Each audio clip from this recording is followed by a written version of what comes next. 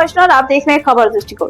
उत्तर प्रदेश के पशुधन और दुग्ध विकास मंत्री श्री धर्मपाल सिंह ने अधिकारियों को निर्देशित किया कि प्रदेश में किसानों और पशुपालकों के पशुधन को संक्रामक रोगों और अन्य बीमारियों से बचाव के बेहतर उपाय किए जाए। पशुओं का 100% टीकाकरण कार्य सुनिश्चित किया जाए। इसके लिए वैक्सीन और औषधियों की कोई भी कमी न होने पाए, इसकी गुणवत्ता का विशेष ध्यान रखा जाए। प्रदेश के सभी ग्रामों में आवश्यकता अनुसार टीकाकरण कराया जाए। प्रदेश में लंपी स्किन डिजीज पर नियंत्रण पा लिया गया है और फिर भी आवश्यक सतर्कता बरती जाए। पशुधन मंत्री श्री धर्मपाल सिंह ने सोमवार को विधान भवन के अपने कार्यालय कक्ष में पशुधन विभाग के कार्यों की समीक्षा कर रहे थे। उन्होंने ये निर्देश दिए कि वृहद गौ संरक्षण केंद्रों का निरीक्षण किया जाए और निरीक्षण के दौरान गौशालाओं के लिए सभी आवश्यक व्यवस्थाएं, जिसमें चारा, भूसा, प्रकाश, पेयजल, औषधियों और अन्य पर्याप्त व्यवस्थाएं सुनिश्चित कराई जाए। गौवंश की सुरक्षा के दृष्टिगत हाईवे और मुख्य सड़कों पर विचरण करते हुए गौवंश को रेडियम बेल्ट भी पहनाई जाए, जिससे कि वे दुर्घटनाग्रस्त होने से बच सके। इसके साथ ही पशुधन मंत्री ने यह भी कहा कि राज्य सरकार द्वारा किसानों और पशुपालकों के हित में विभिन्न योजनाएं संचालित की जा रही हैं। विभाग द्वारा संचालित लघु पशु की बैकयार्ड मुर्गी पालन, भेड़ पालन और बकरी पालन की योजनाओं का व्यापार प्रचार किया जा सके। इन योजनाओं का व्यापक प्रचार प्रसार ग्रामीण अंचलों तक किया जाए, ताकि सभी पात्र लोगों को योजनाओं का लाभ मिल सके और वो अपनी आय को दुगना कर सके। 2 किलो का हम सरसों का बीज उपलब्ध करा रहे हैं। एक आदमी को एक ही मिनी किट मिल पाएगी, इसकी व्यवस्था कर रखी है। मैं चाहूंगा कि दलहन और तिलहन की खेती की ओर किसान आगे की ओर बढ़े, जिससे जमीन की उर्वरा शक्ति बढ़े। दलहन के जड़ों से नाइट्रोजन निकलता है, वो अगली फसल के लिए लाभकारी होता है। इतना तो अच्छा होगा कि यूरिया डालने की जगह पर हम जो है वो दलहन की खेती का बढ़ावा यहाँ बुंदेलखंड के हिस्से में दें। हमारी सरकार ने इस बात के लिए बहुत अच्छे तरीके से प्रयास किया है और इसी वजह से विगत वर्षों के भीतर यहाँ का उत्पादन भी बढ़ा है। राज्य के भीतर तिलहन का उत्पादन जब योगी जी की सरकार बनी थी तो 12 लाख मीट्रिक टन था।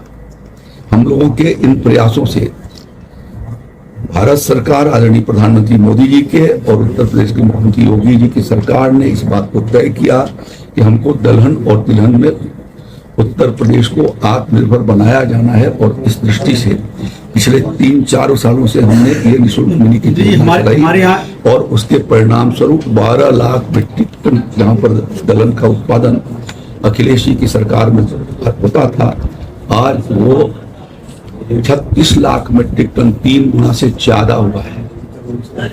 तो यह सबसे बड़ी सफलता है। इसी तरीके से दलहन में 23,95,000 मीट्रिक टन से बढ़कर के आज 30 लाख मीट्रिक टन से ऊपर हमारा उत्पादन है। और मोदी जी को मैं धन्यवाद देना चाहता हूं कि उन्होंने दलहन और तिलहन की MSP 2 गुना के करीब कर दी। 2 गुना के कर दी तो सबसे फायदा बुंदेलखंड के लोगों को उठाना चाहिए, महोबा के लोगों को उठाना चाहिए, पूरे बांदा मंडल के लोगों को उठाना चाहिए। सर, प्रधानमंत्री फसल बीमा में यहाँ पर किसान बड़े परेशान है। उनका जमीन के कई मुकदमे भी हो गए सर, सरकार की तरफ से कराया गया। जिन लोगों ने फर्जी किया है उनके खिलाफ कार्रवाई भी होगी, रिकवरी भी होगी। अन्य किसान को परेशान होने की जरूरत नहीं है। ये किसानों के हित में चलाई जाने वाली योजना है, जिसके भीतर बहुत कम प्रीमियम पर उनका फसल का बीमा होता है। खास तौर पर महोबा, हमीरपुर जैसा जनपद जो हमेशा प्रकृति के आधार पर निर्भर करती है और कई बार यहाँ की फसलें खराब हो जाती हैं, उन किसानों के लिए आदरणीय प्रधानमंत्री नरेंद्र मोदी जी ने वरदान के रूप में इस योजना को दिया है।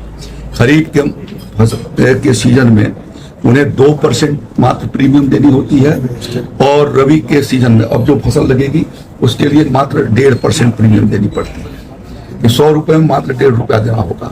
तो उनकी फसल खुदा न खास्ता ओला पड़ने से, बरसात होने से, बीमारियों से यदि उनका उत्पादन घट गया तो उससे उनको क्षति की भरपाई की जाती है। इसलिए मैं अपील करना चाहूंगा कि अभी जब तो खरीफ का सीजन समाप्त हो गया है, जिन्होंने कराया उनका सर्वे का काम प्रारंभ कर दिया गया है। जिनकी क्षति हुई होगी उनको उससे बड़े पैमाने पर भरपाई होगी। और पिछले वर्षों में महोबा हमीरपुर में 150 और 200 करोड़ रुपया किसानों को उनके खातों में हमने प्रधानमंत्री फसल बीमा योजना के माध्यम से उनको क्षतिपूर्ति अदा करी है। तो अभी रबी के सीजन में समय आ गया है, तो जो किसान दोनों तरीके से उसका बीमा करा सकते हैं। एक जो केसीसी बनाते हैं बैंकों के माध्यम से, मैं यहाँ के जिला प्रशासन से भी अभी आग्रह करूंगा मैं कि केसीसी बनाते समय उस बात को ध्यान दें और कृषि निवेश बढ़े, इसके लिए किसानों को जागरूक किया जाए और बैंकों को क्रियाशील किया जाए। और वो यदि ये लिख करके नहीं देगा कि हम बीमा नहीं कराना चाहते, तो केसीसी कराने वाले बीमा किसान का बीमा स्वतः हो जाता है, उसका पैसा पोर्टल पर प्रीमियम ट्रांसफर कर दिया जाता है। और जो किसान केसीसी नहीं लेना चाहते वो स्वयं भी, यानी जो ऋणी किसान नहीं है बैंक का, गैर ऋणी किसान भी अपना बीमा करा सकता है। ये दोनों उसके भीतर सुविधा है। मैं चाहूंगा कि यहाँ के किसान भाइयों को उसका फायदा उठाना चाहिए और उसका ज्यादा से ज्यादा लाभ उठाए। हमारी इस रिपोर्ट में फिलहाल इतना ही। बाकी खबरों के लिए जुड़े रहे खबर दृष्टिकोण के साथ।